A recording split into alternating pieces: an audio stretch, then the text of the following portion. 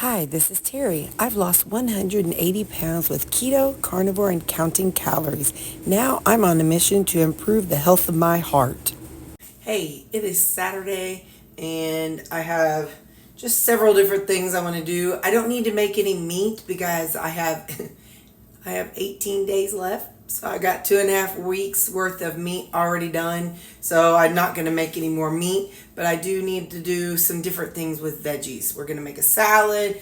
I've got some broccoli and cauliflower that are going to go bad like real soon. So what I'd like to do is maybe try boiling them kind of al dente, so then that way I can toss them in the microwave. I guess I'll do it al dente and then pop them in the freezer maybe. I haven't figured it out yet. We'll see how it goes, but we got to start off with getting our stuff going, so hang on. I'm probably going to have to do this in shifts, but I want to get my cauliflower done. Cauliflower seems to get, bad or start turning before broccoli. So I'm just going to fill this. That'll be plenty. Maybe one more. Now I'm going to top it off with some water and get it boiling. Alright, now I'm going to cover it. It'll probably take a good while for it to come to a boil.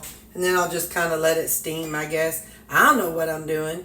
I'm going to set it for 10 minutes and then I'll come check it. Because I just put the water in, so it's going to be cold water. So anyway, we'll check this in 10 minutes. Well, it's been 10 minutes and I can still just put my finger right down in there. It is not warmed up yet. So I'm going to crank up the temp a little bit. And then I'll come back in another 10 minutes. Well, it's been 20 minutes. Let's see. Well, it's hot down in there. But not hot enough to boil. I had boiled an egg back there. And now I've added some rutabaga. I want to boil it al dente. Not all the way cooked, but I'd like to get it. So I'm going to let that boil for about 10 minutes. And this bowl, and then I'll take that off because this morning I had made a like a home fries type thing, and they just were not soft enough in the middle. So hopefully this will help them cook a little bit better. Let's check our rutabaga with the fork. Yeah, it's soft. I gotta poke it to get it to go in, which is what I want. I don't want them soft because then I won't be able to pan fry them. So I'll turn the rear burner off. I'm going to just cover it though and let it kind of, I know it'll cook a little longer and I'm okay with that. Let's check out this. Oh yeah, that's good right there. So now I just got to turn everything off. I'm going to strain this in the sink. Hang on, be right back. Okay, let's pour it in here in my strainer. Ooh, hang on. Steamy. Somebody had asked me about my sink. This is one of those sinks that it only has one hole. Or yeah, one side. I'd much rather have two, but that's alright. This is how it was when I got here, and ain't nobody got time to be remodeling the kitchen. So now I'm just going to let that sit here and cool off. It's just fine to sit there. Not going to hurt nothing. So I'm just going to let that cool off, because then when it does, then I'm going to bag it up. And while I'm doing stuff, I'm going to go ahead and strain my rutabaga. Can't see past the smog.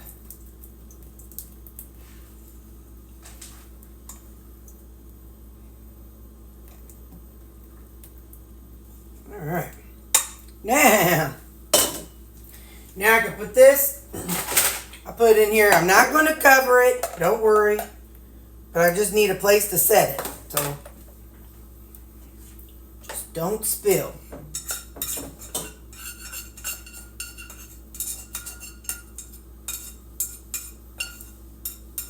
Alrighty. Alright. So now I'll just set this in the refrigerator and let it cool off in the refrigerator without the lid on it.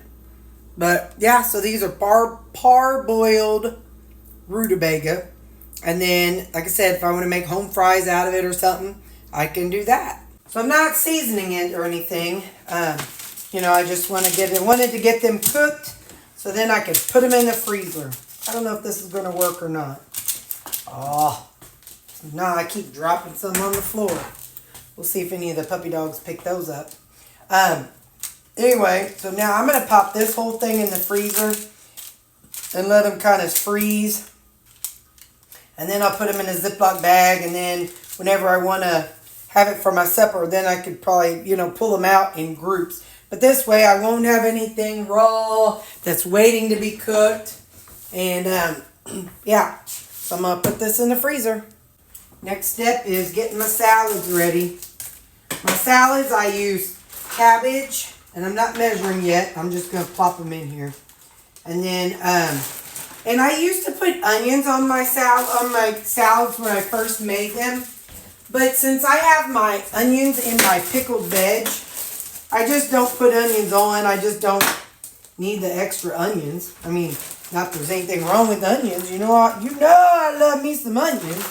I'm just saying I don't necessarily have to have, a whole onion in every salad. But since I have onions in my pickled veg, it works out. So then I don't have to add any onions like each week.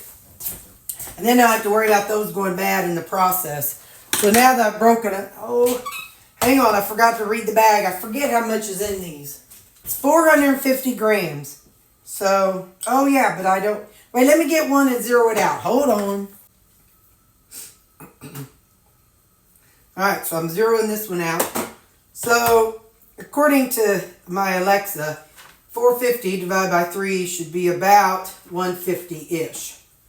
So, each of these should weigh around 150. They're at, so, there we go. Those are 150-ish. How about these? That's 145. Okay, 156, 160 something, 150 something, and 150 something. So I do not have a rutabaga to cut up this weekend because I did one last weekend. The rutabagas really last at least 2 weeks. So last weekend when I cut them up, I cubed them. So I'm just going to try about a handful, see about how much that is. All right. So I'm putting around 70 or 60 grams of rutabaga on my salads. So there we go. And that's literally all I'm going to add to them this time because, like I said, I do not add the jicama.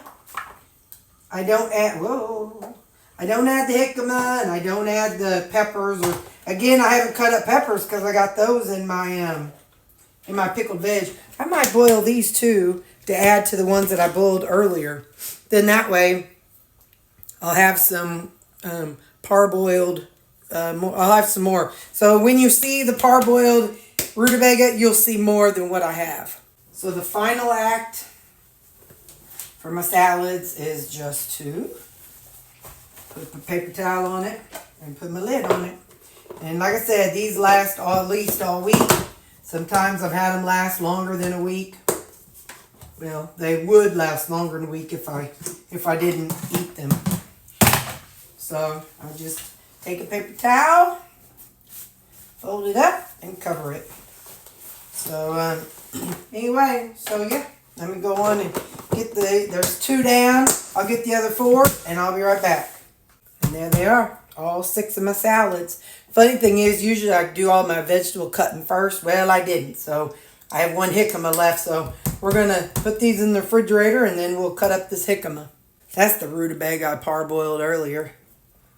It's not crunchy. Listen. There's texture, but it's not crunchy. So that'd be perfect for skillet frying. Oh yeah. So this is the broccoli that I didn't get cooked. I'm going to try leaving it in this and seeing it upside down. I had forgotten to do that when I opened those bags. I'm going to see if this helps. So see if that help extends the life of it. And I'm just going to set this over here. That's been my refrigerator. So I'll put this in the refrigerator, and then we're going to cut up this jicama.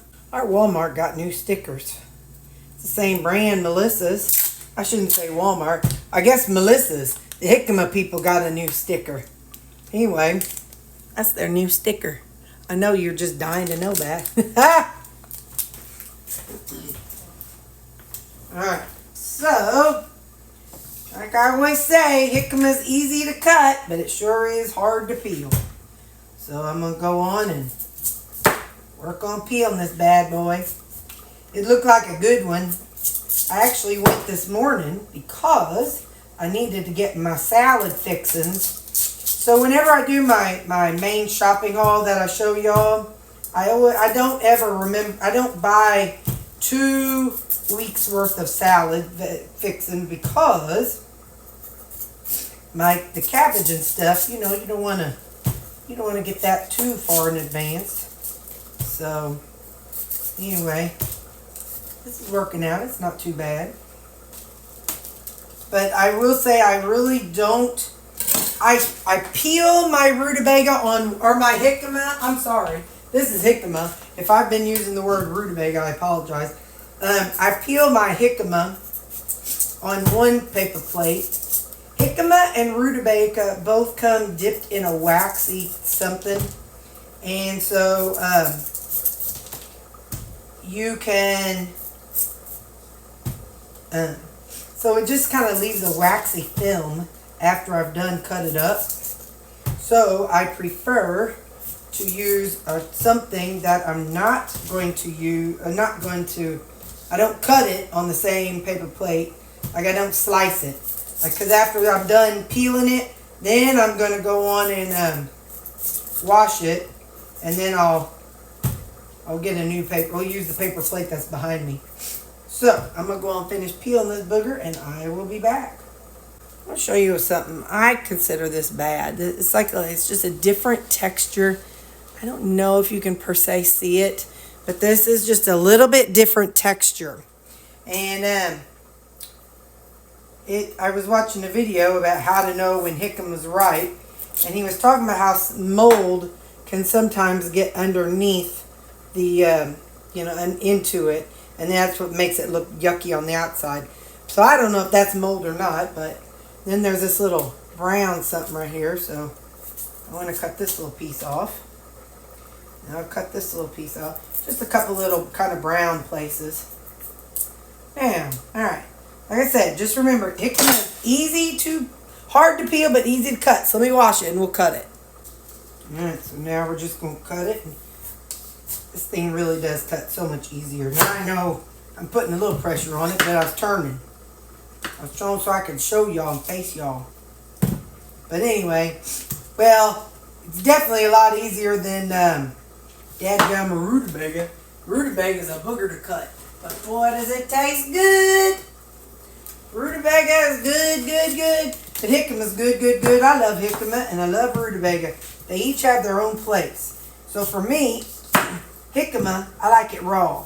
Or as a bean. I've told y'all this every time. I like it raw or like a bean. So, now I'm going to chop it up. And this is what's going to go in my salads. So, I'm going to go on and slice it and cube it. And then I'll get back to you. And in the meantime, my rutabaga, I hear it boiling behind me. So, I'll come back whenever it's all done and ready to go. Alright, there we go. There's our jicama. So, I'll be back when my rutabaga is done cooking. Hang on. Alright, they're all done. And that's all of my parboiled rutabaga.